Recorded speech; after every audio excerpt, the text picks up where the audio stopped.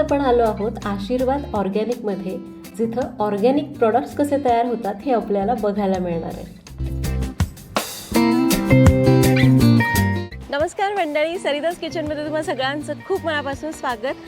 आजचा व्हिडिओ खूप वेगळा आहे, इंटरेस्टिंग आहे. मी एका कॅम्पेनमध्ये आली आहे आणि तुम्हाला खूप काही वेगवेगळ्या गोष्टी इथं दाखवणार आहे. मी स्वतः अनुभवणार आहे. तर आपण बऱ्याचदा म्हणतो की आपण ऑर्गॅनिक प्रोडक्ट खायचे, म्हणजे मग त्याच्यामध्ये केमिकल्स नसतात. बरेच जण विश्वास ठेवतात, बरेच जण नाही ठेवत. ट्रस्ट ठेवायचा की नाही हे आपल्यावर आहे. पण बऱ्याचदा आपण बाजारात जातो त्यावेळी लिहिलेलं असतं की ऑर्गॅनिक, पण ते खरंच ऑर्गॅनिक असतं?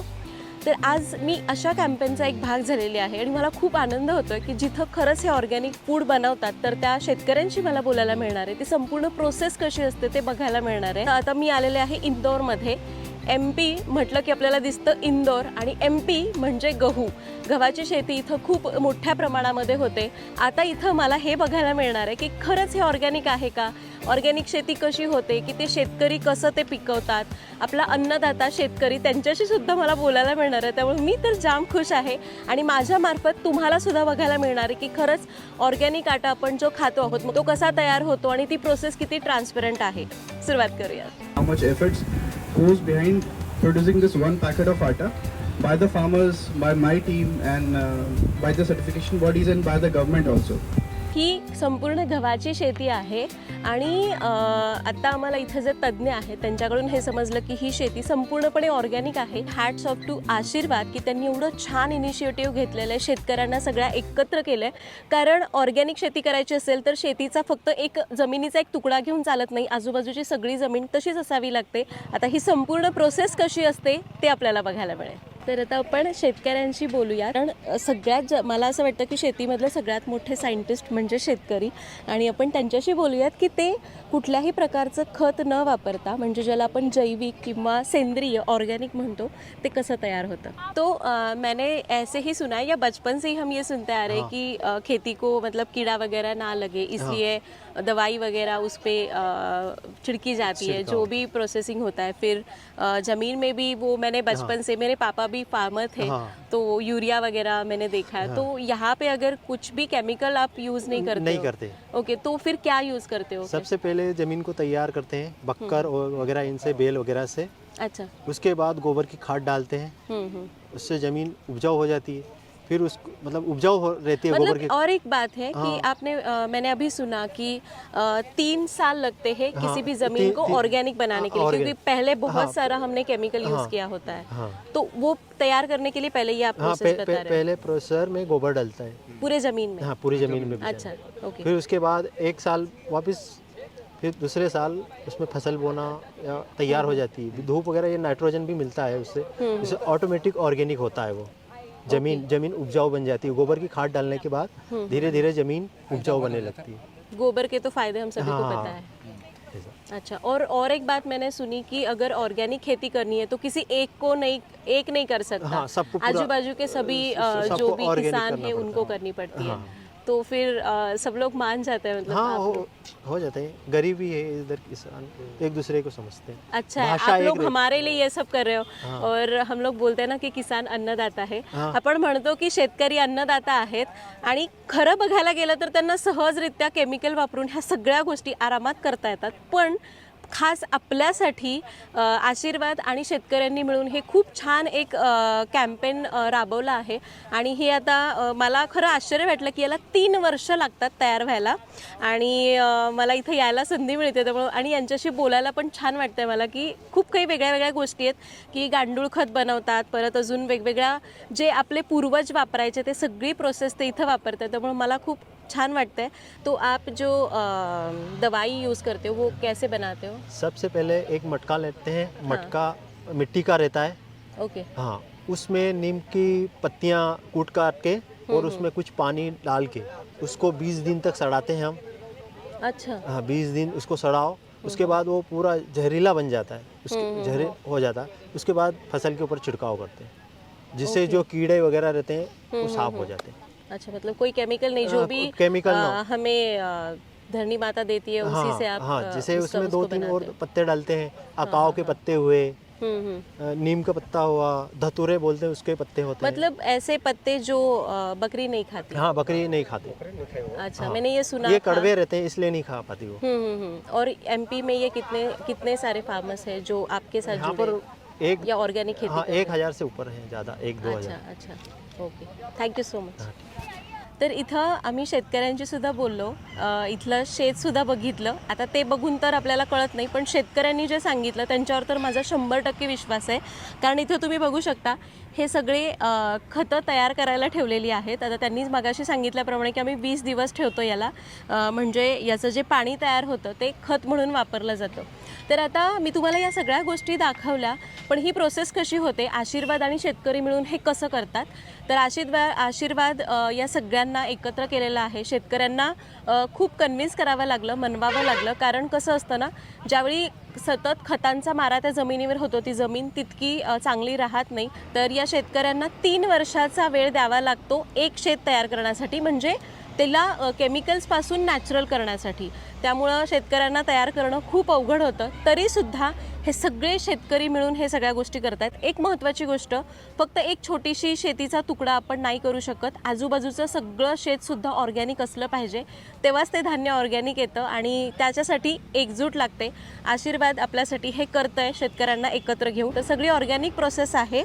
आणि दुसरं म्हणजे यासाठी जी बियाणं लागतात त्यासाठी शेतकरी बाजारात जात नाही. जे तयार झालेलं बियाणं आहे तेच साठवून पुढच्या वर्षी वापरतो आणि त्यानंतर जी खतं आहेत तीसुद्धा अशी तयार होतात. तर सगळ्या गोष्टी कुठल्याही मार्केटमध्ये न जाता आशीर्वाद आणि शेतकरी मिळून करतात. तर आता मी इथून निघाले आहे. सगळ्या शेतकऱ्यांना भेटून खूप खूप खूप मस्त वाटलं. एक विश्वास वाटतोय की मी जे खाते, माझ्या मुलांना जे देते ते अगदी व्यवस्थित केमिकल फ्री आहे आणि म्हणूनच वाटतं सचमुच ऑर्गॅनिक. आणि मी इथं शेतामध्ये डहाळा खाते, आपला हरभऱ्याचा डहाळा ज्याला सोलाना म्हणतो. आणि मी डायरेक्ट खाते, दूध वगैरे नाही, कारण मला विश्वास आहे यांच्याशी बोलून की याच्यावर कुठलंही केमिकल नाही आहे. खाण्यासाठी असंच मी खाऊ शकते. तर आपण आता फॅक्टरीमध्ये आलेलो आहोत, आशीर्वादच्या फॅक्टरीमध्ये. इथं आल्यानंतर आम्हाला बऱ्याच इन्स्ट्रक्शन दिल्या गेल्या की तुम्हाला तो प्रॉपर एक वेगळा सूट घालायचा आहे, केस व्यवस्थित बांधलेले असावेत, कारण इथं खूप हायजीन मेंटेन ठेवली जाते. म्हणून अजून मी तरी फॅक्टरीत गेले नाही, पण आम्हाला या इन्स्ट्रक्शन्स आधीच दिलेल्या आहेत. आता फॅक्टरीमध्ये गेल्यानंतर जो गहू यांच्याकडे येतो शेतकऱ्यांकडून, त्याचं जे काही क्लिनिंग प्रोसेस आहे, त्यानंतर त्याच्यापासून पीठ कसं तयार केलं जातं, या सगळ्या गोष्टी मी तुम्हाला हळूहळू दाखवेन. तर इथे हा गहू सगळा आणला जातो पहिल्यांदा आणि त्याच्यानंतर मग शेतकरी म्हणजे ज्याच्या ट्रकमध्ये, ट्रॉलीमध्ये, ज्याच्यामध्ये आणतात, मग इथे तो पोती कट करून हा गहू इथून पुढे पास केला जातो. आणि गहू इथं येण्याच्या आधीच त्याच्या क्वालिटीच्या 18 प्रकारच्या टेस्ट केल्या जातात.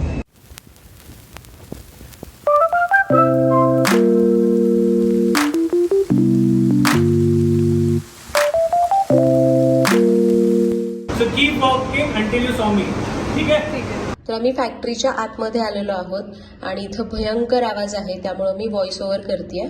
तर या सगळ्या मशीन्स म्हणजे गहू दळण्याच्या गिरण्या आहेत. गहू स्वच्छ झाल्यानंतर असा वरून पाईपमधून गिरणीमध्ये येतो, एकसारख्या टेक्स्चरवर दळला जातो. त्यानंतर ही भली मोठी चाळणी आहे, त्यामधून गहू चाळला जातो, जेणेकरून काही अख्खे गहू किंवा गव्हाचे तुकडे असतील तर ते वेगळे होतील.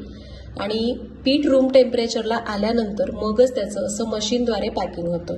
वजन करायचं असेल किंवा पॅकिंग करायचं असेल, कुठेही कोणाचा हात लागत नाही, त्यामुळं हायजीन मेंटेन होते. सगळं काम मशीनद्वारे होतं आणि त्यानंतर गव्हाचं पीठ असं पॅक केलं जातं आणि मग पोत्यामध्ये भरलं जातं आणि मग वेगवेगळ्या स्टोर्सला पाठवून ते आपल्यापर्यंत पोहोचतं.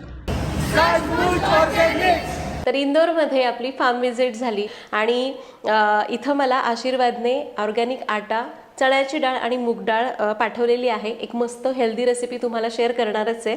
पण जर तुम्हाला घरबसल्या जरी ही माहिती मिळवायची असेल तर हा आटा खरेदी करत असताना या पॅकेटवर एक QR कोड दिलेला आहे. तो जर तुम्ही स्कॅन केला तर तुम्हाला या प्रॉडक्टबद्दल सगळी माहिती मिळेल की हा कुठलाही तुम्ही डाळ घेत असाल तर ती कुठल्या शेतामध्ये पिकलेली आहे, त्या शेतकऱ्याचं नाव काय, फॅक्टरीचं नाव काय, अशा सगळ्या छोट्या छोट्या डिटेल्स तुम्हाला इथं या QR कोड स्कॅन केल्यानंतर बघायला मिळतील.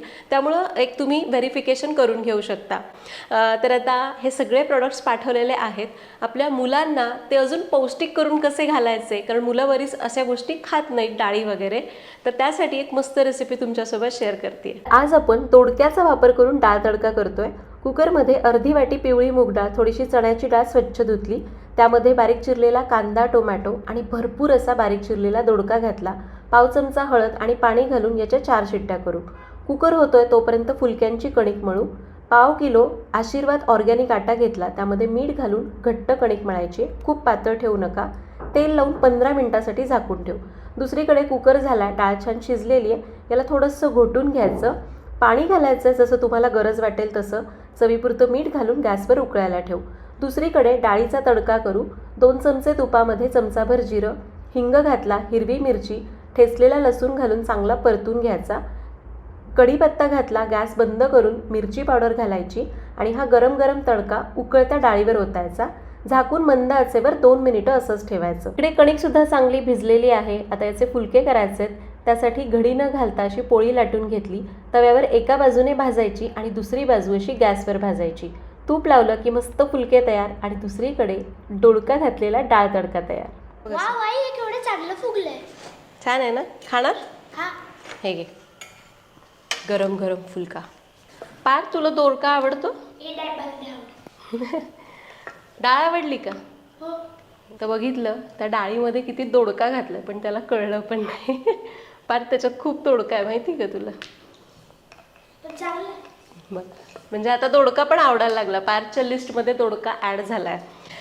तर छान वाटतं आपल्याला की ज्यावेळी आपल्याला माहिती असतं की आपण मुलांना जे खायला देतोय ते कसं तयार झालेलं आहे, त्यात कुठलीही भेसळ नाही आहे. आणि मी स्वतःच्या डोळ्यांनी हे बघून आली आहे. आणि थोडासा वेगळा ब्लॉग होता, थोडीशी वेगळी माहिती तुमच्यापर्यंत पोहोचवायची होती, म्हणून मी हा ब्लॉग तुमच्यासोबत शेअर केला. कसा वाटला हे कमेंट्समध्ये नक्की सांगा. आणि अशा छान छान आयडियाज करून मुलांना वेगवेगळ्या भाज्यासुद्धा खायला घालू शकतो आपण. त्यासाठी सरिताज किचनला सबस्क्राईबसुद्धा करा. असे वेगवेगळे व्हिडिओ तुम्हाला बघायला मिळतील. व्हिडिओ आवडला असेल तर लाईक करा. पुन्हा भेटूया तशाच एका नवीन व्हिडिओमध्ये. तोपर्यंत धन्यवाद.